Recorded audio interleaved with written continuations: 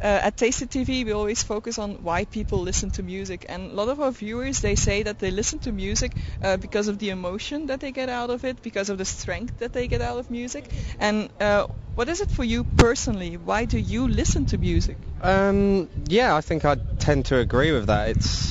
Especially like writing the sort of music we do, it's probably quite obvious that we love the emotion in hardcore music, and we love the emotion from like genres of dance music and things. For me personally, it's not so much the lyrics that I listen for. It is the melodies and the music, and how it makes me feel. If it makes me jump up and down, it's probably pretty good. For you? Well, Rowton once said a really cool thing actually. We had a question, what is music? And Rowton said escapism. So it's kind of like, just forgetting about everything else, or all you need to worry about is the music and having a good time, and let it sort of run through you and make you dance and stuff and feel happy, and nothing else really matters at the time because the music's there. So I thought that was pretty cool. He doesn't say much cool stuff, but that was one. That's why I remember it so well, because he hardly ever. Well, you say an interesting thing there. Of course, it's a quote, but still, it's an interesting thing that you tend to escape from the real world. Why is this world so hard that we have to escape from it?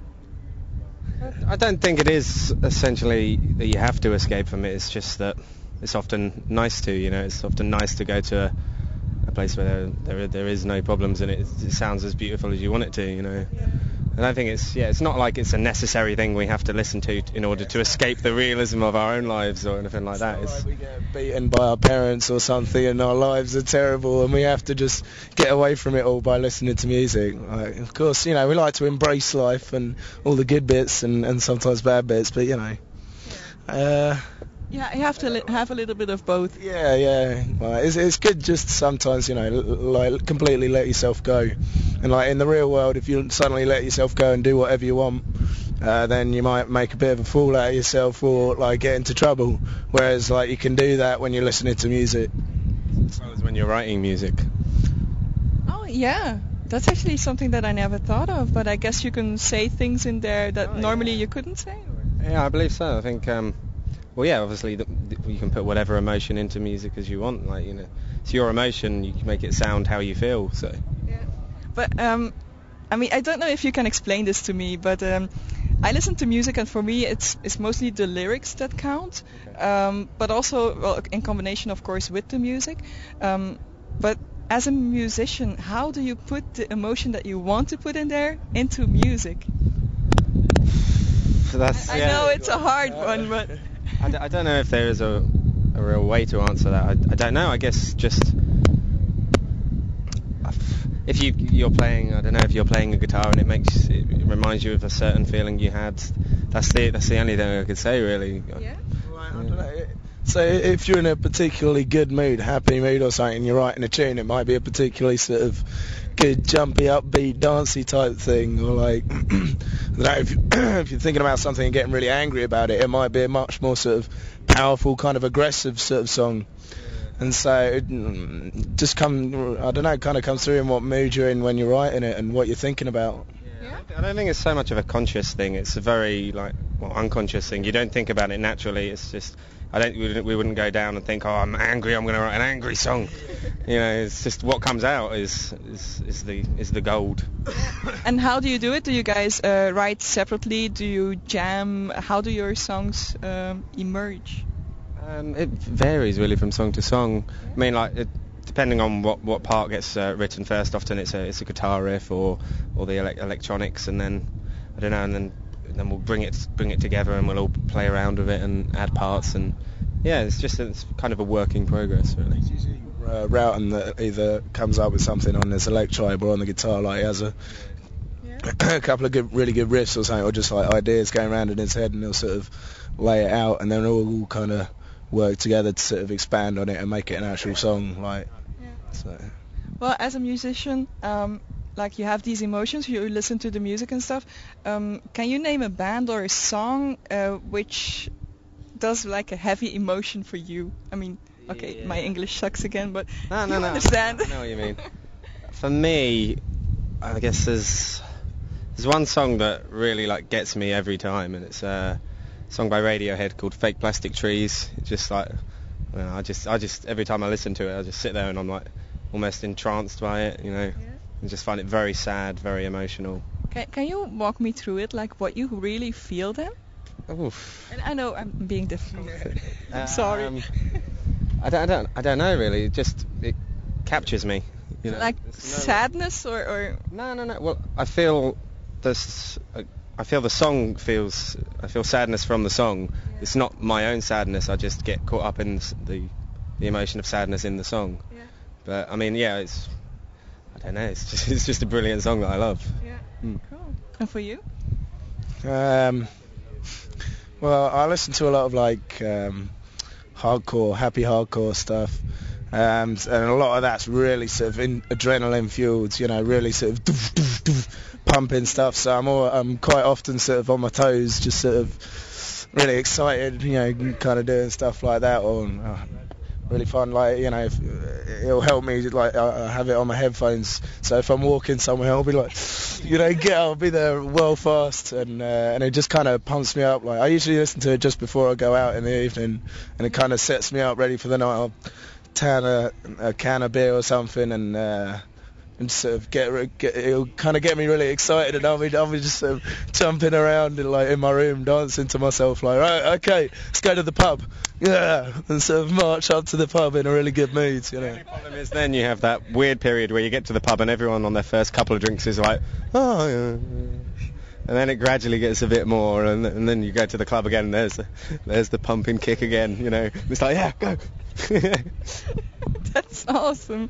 Well, yeah, I wanted to ask that because, I mean, I'm more of a rock person myself, so I listen to Aiden and My Chemical Romance and those kind of bands and stuff, and I get a lot of emotion from them, but I never understood why people listen to dance music, and it's not meant as an insult, but it's really something that I would like to know. So it's the energy that you get from it? Yeah, pretty much. Well, I mean, like, there's a lot of dance music that can also have a lot of sadness in and have a lot of sort of Adagio for strings, like that dance music, that dance piece is just the most unbelievably epic. I mean, it's just when it breaks down to just the strings, and it's just like, yeah, it's so huge. It's just a classical piece. It's like a lot of tunes have had that, you know, they've actually been classical pieces, but then sort of turned into trance sort of songs and stuff, which, you know, of course there's just so much emotion in all the old classical pieces, and the way it kind of brings you up and brings you down and sort of takes you through all these, like, this score or whatever, you know, and you get that in like, you can turn it around into sort of trance music and put a beat to it, and just kind of especially when there's a big drop, you know, when it really comes up high and then just slams everyone into a massive beat, and it just kind of just makes everyone jump up and shout and go, ah! And like, you know it's coming, the anticipation just for when it suddenly snaps and drops and everyone goes, you know, just really sort of uplifting, like. Well, I'll have to listen to it then. Yeah, I'm really gonna try it. DJ Tiesto, he's one of my favourites. Yeah? Yeah, Tiesto, he's good. Yes. Oh yeah, from Holland. Yeah. How old are you guys now? 21, yeah. 21, both? Yeah? Yeah, I'm the youngest one, yeah. I've only just turned 21 on August 2nd. Oh, and we're now congratulations. August 17th. Thank you. Yeah, I made it. I'm a man. Oh, yes. Pretty cool party for it. He had one of them bucking Broncos in his back garden. What's like that? A mechanical bull, you know, that you ride on and sort of go, woo! Yeah, got to try and stay on it. Sumo suits as well we had. Just like the big fat sumo wrestler suits, and you have to get two people, one in each, and you just wrestle and like bump into each other, and that was good fun. The only problem was it tipped down with rain the whole night. But and who won with the sumo wrestling? I've got it. I was far too drunk. I didn't even play it in the end. I managed to get on the bucking Bronco. Yeah. I got 24 seconds on the bucking Bronco. Is that a lot? It was a fair bit better than actually. I was 36. I'm not even lying. It was really all up to the guy who's sort of doing it. So he'd take it easy on the girls, you know, and like let him go around for ages. But I swear, by the third time I was on it was just like, right, get him off as quickly as possible. So just like, whoa, like one swing and I was off.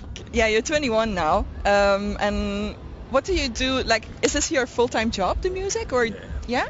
Yeah, well, we each went and did a year at university, and then things started to get a lot more serious. Like we've been in the band for about over 4 years, and like things started to get more seriously. Like it was about a year ago, so we all decided, right, this is enough. We can't do it anymore. Like have the band and going to uni. So we're still playing 4 or 5 gigs a week and then each spreading out going to our universities and then had all the coursework and all that shit to do. So it was really like, okay, it's one or the other, and we were all like, yeah, let's definitely go with the band. And it's been the right choice. We've been so busy, like in the past year. We've seen so much, like experience so like more than we have, for the most of the rest of our lives, sort of thing. In the last year, it's been proper full on. Yeah. Well, do you think you have to grow up faster also, being in a band? Actually, it keeps you younger, doesn't it? It keeps you sort of more immature and silly because you've got a tour manager that is kind of your mum. Make sure keeps you in order, keeps you make sure everything's all right. So you can just go get drunk every night, go do whatever you want. Sleeping on a bus, so you can stay up all night watching films, or you can do whatever really. So I don't think it's made us any more mature. Definitely not. Well, is this like, you chose now to be in music, and what's your ultimate goal, like in 10 years? Where do you guys want to be? I don't know, I guess to still be doing what we're doing. Yeah. Hopefully on a slightly bigger scale, and and a few more albums behind us. Just keeping doing this is what we want to do, so. And what about, I don't want to be negative, but what about the sacrifices that you have to make for music? I mean, it's quite difficult, like family life and things like that. I guess I haven't seen a lot of my friends over the last 2 years at all, really, and it's annoying because when it was even going back to school, every Friday, Saturday night, everyone would be out. It's like, oh, you're coming out. Sorry, I've got a gig, in playing to 10 people in Colchester and Scunthorpe and some horrible place. But yeah, you keep doing it, and then gradually, and then all mates went to uni, so they'd come back, and then we'd go on tour as they're coming back. So it's like it never seems to work out too kindly for your social life. But we've met so many people on the road as well that you get another social life out here. Yeah. Makes it more special when you do go back home and get to see all the people again that you haven't seen for ages, and try and organise a big get-together or something. And I've got a friend of mine that's coming back from China that's been out there for a year and a half, and now just living out there with his university. And so when we get back, me and Rory, we're good friends with him. We're going to arrange a big party with us and all our old school mates, and it just means that you can sort of get to have, there's more reason to have those sort of big get-togethers than if we were around them all the time. Then there wouldn't be any point, sort of thing. But the anticipation just builds up and up and up again. Yeah. Well, what did you guys study at uni? I was doing music management, which was cool. But that's what they were very understanding about, all me playing lots of shows and midweek shows, because obviously for my course I learnt a lot on the road. Yeah. But Rob wasn't as lucky. I was doing photography. So it was cool. I enjoyed it, but there's so much work in it.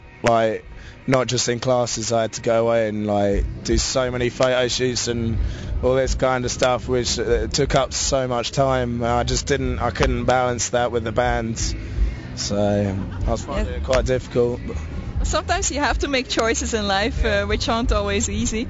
And I think a lot of the kids that are watching us, we have lots of people from 16, 18, 20, those kind of age groups. And they're facing some choices in their lives too, looking back on what you did. You went to uni, you went this life. What would you say to everyone to become a musician, or? I'd say do what you enjoy. Just do what makes you happy, and don't just sort of follow what all your mates are into or doing. Do whatever you sort of feel happiest going into. Well, I kind of figured that you would say that, But what about your parents? Because I can imagine that your parents would be like, ooh, he's going to be a musician. Yeah, no, God. They've always been very understanding. Like, they've always been behind us the whole way. I mean, like, his dad's part of the management crew, so we've kind of kept the family real close sort of thing. So they're all sort of backing us. When I told my mum that I was going to leave uni, a tear came to her eye, but she was like, okay, if that's what you want to do. She was totally behind me. So yeah. Guys, thank you very much for doing this. See you later. Okay, thanks guys. No worries.